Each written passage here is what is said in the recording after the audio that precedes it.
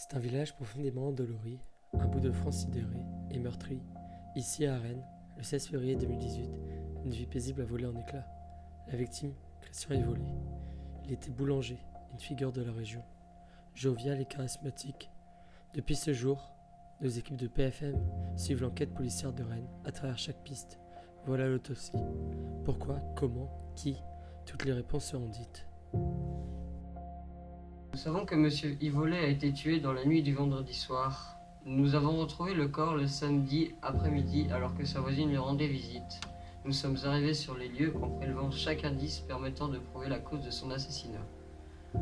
Nous avons très vite trouvé une arme blanche près de la victime couverte de sang, un couteau provenant de la cuisine de Christian Ivolé. Des poils non identifiés sont prélevés sur le corps, de nombreux signes de lutte ont été déplorés dans l'habitat, la porte de la maison a été crochetée. Nous avons recueilli le témoignage de la femme de Christian.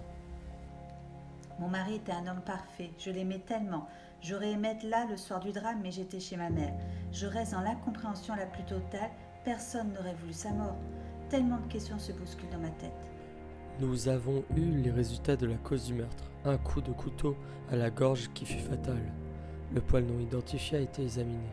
Il vient d'un husky. Mais cela pose problème. Monsieur Ivolé y est allergique. Donc cela suppose un poil provenant du chien de l'agresseur. Mais la preuve permettant la trouvaille du meurtrier est celle-ci. Après avoir analysé le couteau, les scientifiques ont trouvé la présence d'empreintes de doigts et de sang inconnu n'appartenant pas à la victime. Le sang a été analysé par nos spécialistes.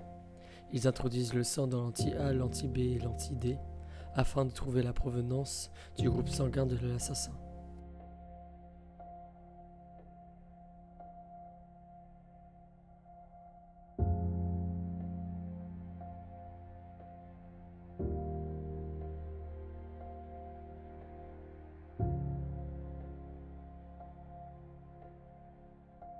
L'empreinte des doigts a révélé qu'un certain monsieur Orville a touché le couteau, car les scientifiques ont trouvé discordance entre les noyaux, les lacs et les feintes de ligne, avec les empreintes trouvées sur le couteau près de la victime.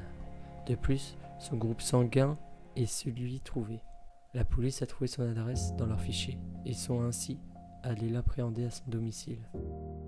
Monsieur Orville, jeune homme de 25 ans, tout juste sorti de prison après avoir encouru une peine de 6 mois de prison pour cause de vol.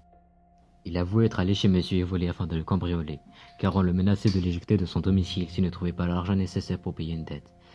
Mais il croyait que la maison était vide, mais Christian lui sautait dessus. Ils se sont battus et pris de panique, il attrapa un couteau et le tua. Effrayé, il partit en courant.